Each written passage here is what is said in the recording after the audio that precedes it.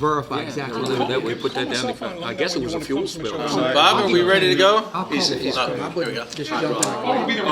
Okay, welcome everyone to the work session at the Poquoson City Council. We're in a little different lineup tonight for a work session, but it's mostly staff here joined us in the council chambers, so we decided to stay in our seats. Tonight's work session is just a brief introduction. It's only a 30-minute work session, brief introduction to an item that's on our agenda, and that's on the capital improvements plan for fiscal year 2017 and beyond. All right, so with that said, I'm assuming we'll have a brief introduction. Yes. How would you like to do that? I'll make the brief introduction if I could. Okay. First, I want to would note for you that all the major requesting departments, including the school division, are here. So if you have detailed questions of the police chief, the fire chief, the public works director, the city engineer, superintendent of schools, they're here tonight to answer your questions. As the council knows, as we went into the recession along with everyone else, we did what many localities did, which is we took funding that was really no longer available as our budget began to shrink, and essentially took discretionary money out of our capital improvements plan. And we've been on a journey, you've been on a journey for the past several years. Once you successfully rebuilt and strengthened our financial foundations to sort of get back at it. And this document recommended for you this evening, which was the subject of a planning commission discussion, public hearing, and ultimately a recommendation of approval for you, is the next step in that. And I'll just go for a minute and talk about what that is. Teresa has been kind enough to put together a very brief few slides, and this is not so much for members of council because you've got the document in front of you, but for those persons that are joining us either here this evening or on TV. I just want to talk about the types of things. I'm not going to go project by project, but the types of things that are in the capital improvements plan. These are projects of a capital maintenance, new facility, capital equipment replacement. You can see the school division projects are first, and they range from capital maintenance like HVAC system replacement to capital replacement, the high school track, the new project or substantial renovation project in the middle school, down to bus replacement. Next up, Teresa, please. Then you'll see there are additional sections in the CIP. Public safety projects, those are capital equipment replacement projects listed there. There's another one that will come a little bit later in the slideshow. You see some of the city, basic administration, facility projects, and you can see there's a trend.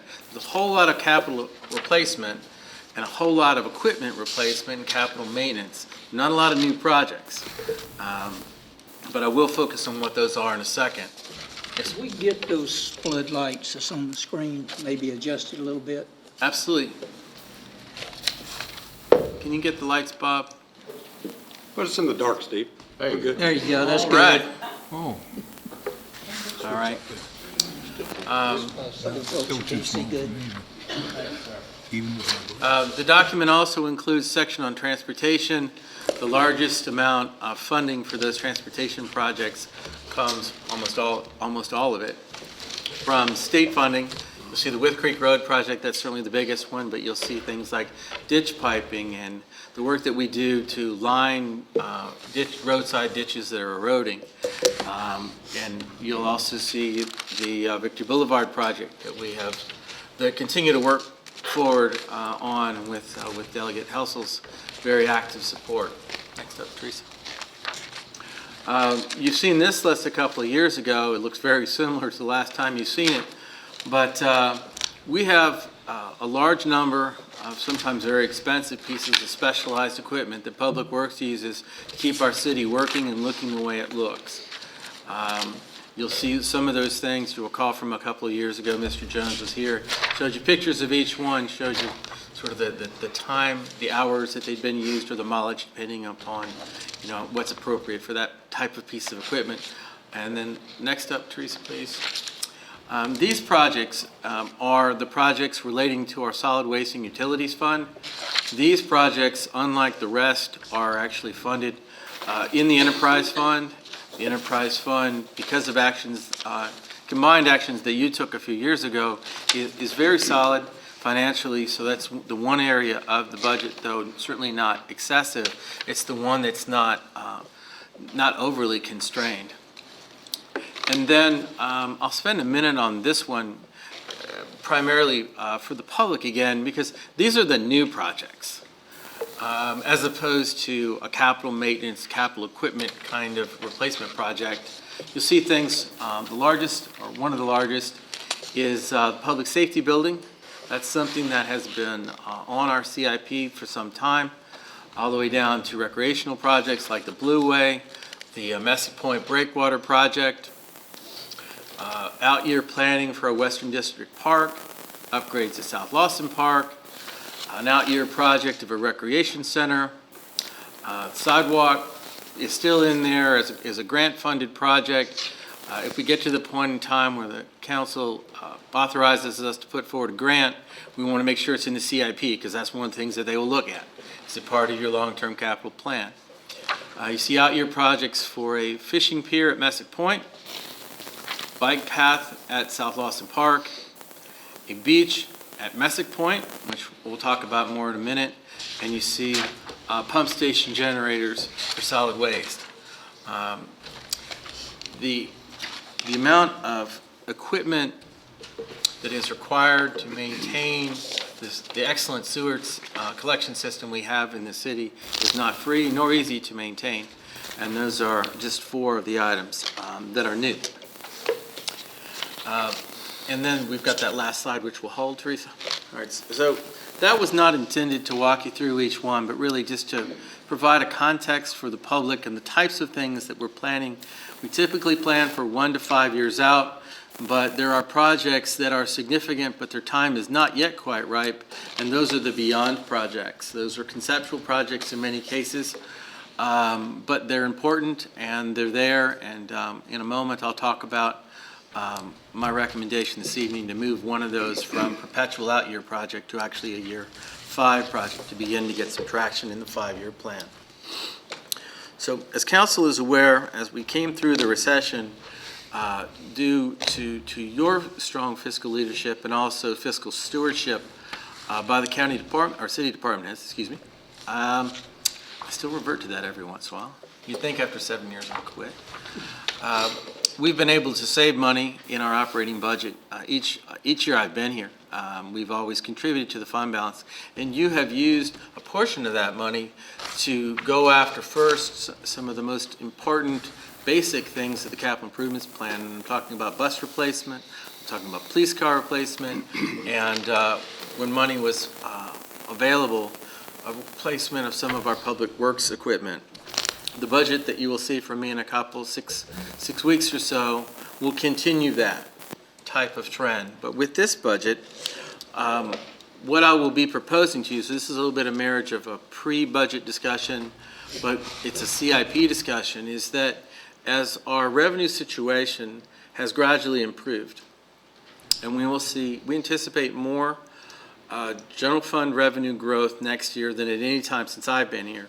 I don't want to say that it's a lot of money. I don't want to mislead you, but it's more than we've seen. And so the concept that's embedded in the draft budget is that a recommendation to you that we take 10% of that new revenue growth and we invest it back in our CIP to begin to provide ongoing funding support for our CIP, which we'd had to remove several years ago.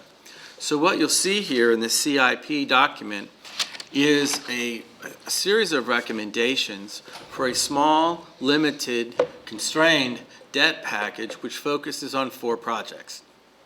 Those 4 projects, 2 of them are capital maintenance projects. They are the HVAC system upgrade and repair at the primary school. As I'm sure you're well aware, the HVAC system does not have satisfactory ability to deal with either the gym or the cafeteria there.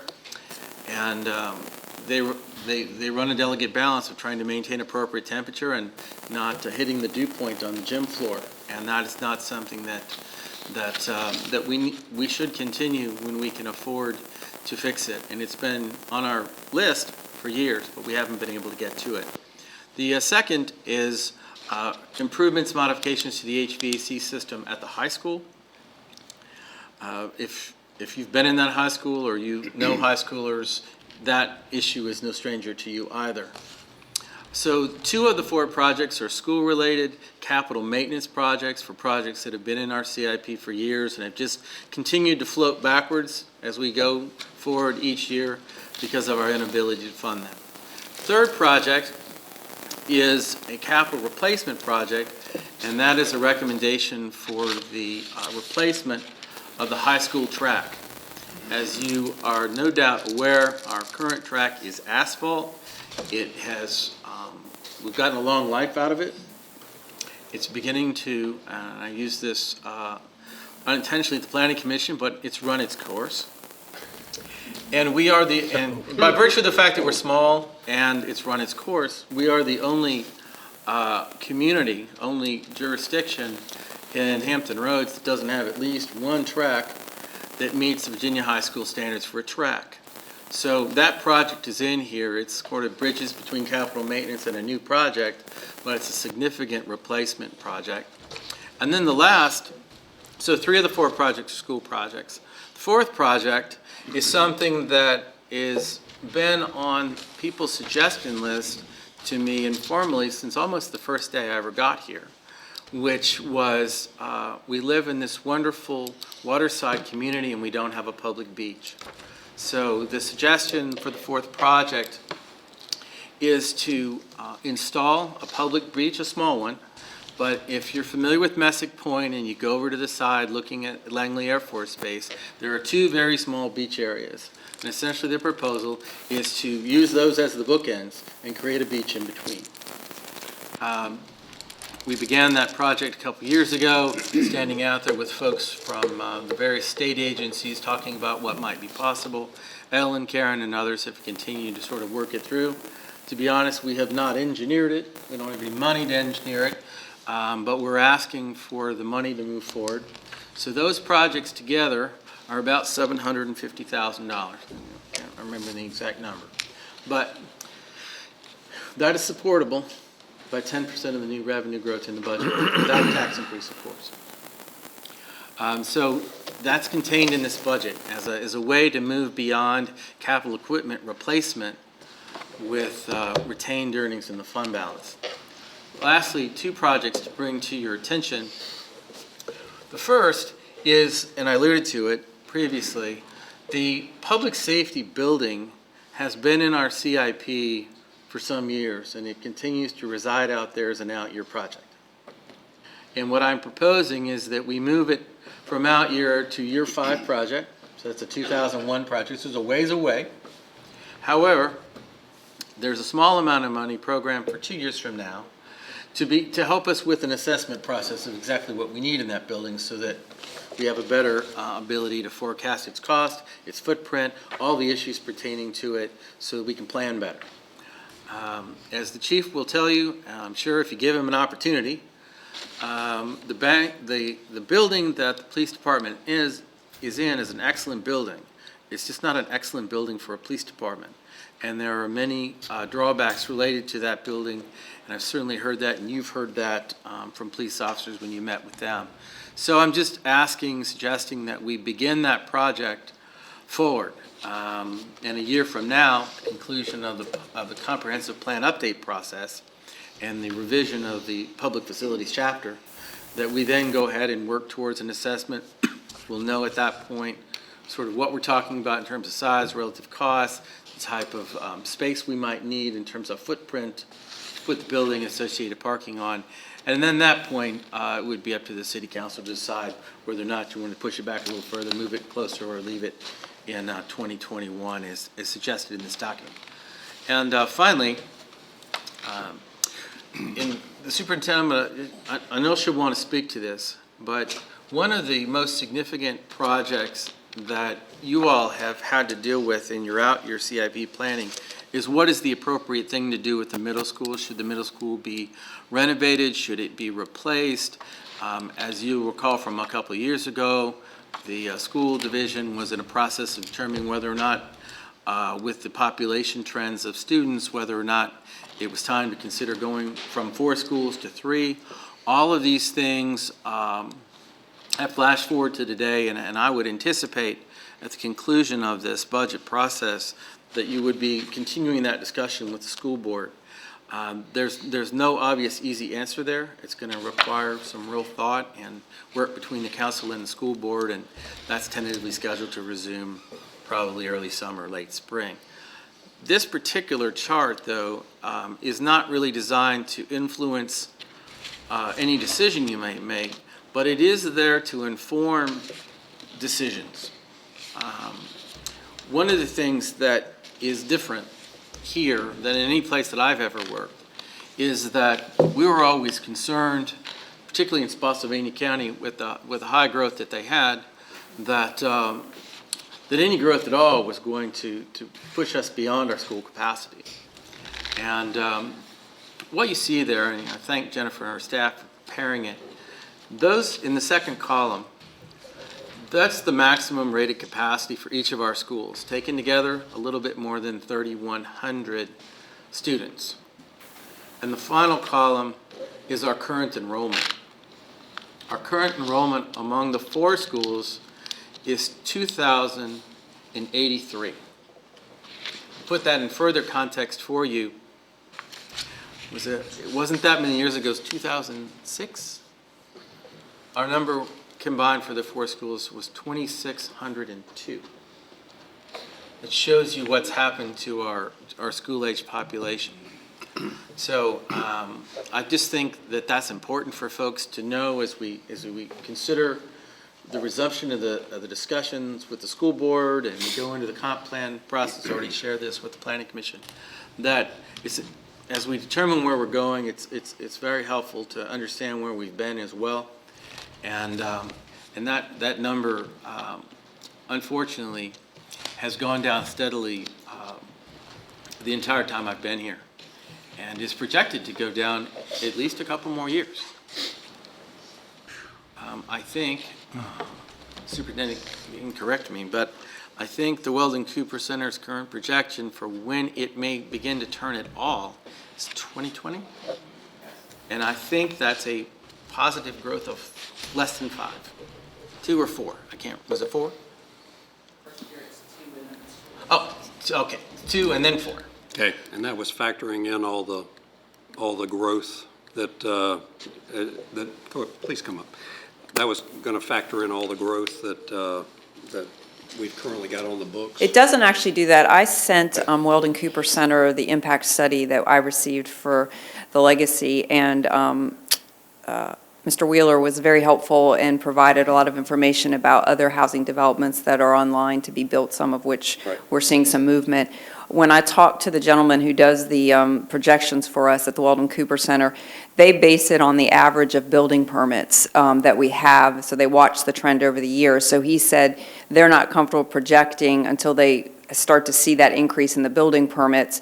While he was well aware of what I sent him, his projections don't really include those because they're still working off the current building permit average, which is still low for us. It's once that real building begins for the new housing developments, the townhouses, and then the legacy development, then that will start to switch those projections is what we anticipate. So I remain optimistic that the enrollment projections will be inaccurate and we'll actually start to see it turn, but we do have for next year right now from the Cooper Center projection of a loss of another 39 students, and then into the following year a loss of another 28 students. So, but I get pictures sent to me of houses being built now, so regularly, which is a good thing, thanks to my staff. So hopefully, you know, that'll be inaccurate if we start to see that building moving and the weather helping that cause too. So. Well, and I know we'll talk because I want to have the joint work session like we normally do with the school board,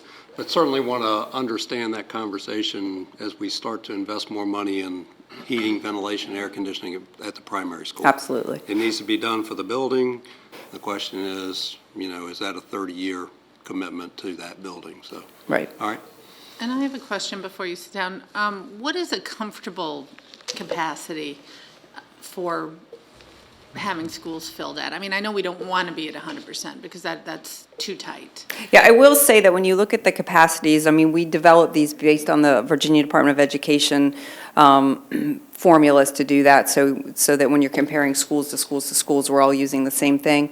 When you look at capacity, what isn't taken into consideration is you do need some rooms for students with disabilities, for resource rooms, remediation rooms. So we really wouldn't want to be at 644 students in the primary school because we'd have a problem for some of those students with specific needs. And for students who are gifted, we need pull-out rooms for that too. So we don't want to be at capacity, but you can see that certainly with the growth that's projected in the housing developments that we're aware of right now, the legacy development, we've got plenty of room for any of those students that come in. I'm not hearing that we would get to the 3,100, but we'd at least get closer to 2,500. Is it fair to put that number at about 10% below 31, 33? Yeah, that would probably be a pretty good one. I mean, we could crunch some numbers for you, but that would probably be pretty That'd be good. helpful when we meet. Yep, we'll Okay. do that. While I'm up here, any other questions? No, we'll call you back. All right, great, thank you. That concludes my presentation. I'm certainly available to answer questions, as are all of the various department heads and superintendent. Council, y'all got any questions for the department heads? They all look eager, I'm looking at every one of them. They were afraid to show up because not to show up because somebody else might ask for their capital improvement, so. I have one monitor question. Under the utilities projects, there's a topic called sanitary sewer consent repairs. What is that? Oh, here he comes. I'll let Bob answer because he can What's do a a better consent job on repair, that. Bob? I didn't know what a consent repair was. That's the consent order from the, Mandatory repairs required under the consent order. Even though Hampton Road Sanitation District has approved the plan, they will start most of the major plans. It's by area or by need, and we're not real high on that list. We still have to make the repairs, find and fix, as we see them in our own neighborhood. Okay. Thank you. other questions? Just one, Randy, when you mentioned the public safety building. Yes, sir. You mentioned the police department, but the Yes, fire department will be there also, right? My suggestion, at a bare minimum, it ought to be the police department. And through the assessment process that is also programmed in here for FY 2018, is when we would explore questions about whether or not to also include fire administration and also to include the emergency operations center.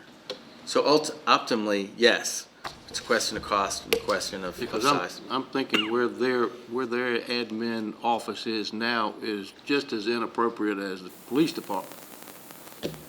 In a building that probably shouldn't even be used. I think we're all in agreement with that. Don't so- disagree. Okay. So when we do that study, and you may want to look at your number there, but when we do that study, at some point in time, we've got to talk about what to do with the Parks and Rec building, period. You know, it's aged, we've nursed it along for many, many years. So it's kind of like, is that going to be the reset study of public, okay, the bank may become available to somebody else. Just how do the blocks lay out? So we may want to plus up that study and add to it and say, what's the right set? So I think we could probably accomplish all of that. And I think a lot of that work we can do ourselves, but we will need some help. I'm not suggesting that we hire some consulting firm to run off and do a big, first-class soup to nuts study, but we'll need some help. And I think you're right, it sets in motion a series of questions. If the police department moves, then that building potentially becomes available for Parks and Recreation and/or fire admin. And if fire admin then goes to the public safety building, then the municipal building can come down, which sets another question is, well, what do we do with that property? This process, I think, is just beginning. It's been on our out-year horizon, never getting any closer. And the process I'm suggesting will begin to answer those questions. Other questions? All right, so what I'm going to leave here with is some excitement, because Randy, I think, was kind to say that we haven't had a capital improvements plan in the last several years. I can't remember being able to fund one in my time on council that we've ever done. So what I would say is we're moving in the right direction in that we've got some things. We've got a revenue source being future growth that we can earmark to do some things that we've always wanted to do, as well as look out for day-to-day operations. And Randy knows our feelings on that as well, and he's going to factor that into the budget. So looking for an exciting budget year based on what we see coming. That can always change. But the first time I've ever been in the position to say we have a capital improvements plan in 20-some years. So thank you, Randy, and staff. I'm sorry it took me 7 years to get you. No, one that we can fund. They've always brought them. We've always approved them. There's just never been anything in them. All right. If nothing else, then I'll close the work session, and we'll see y'all at the regular session. Thank you. Thanks. Are they still buying?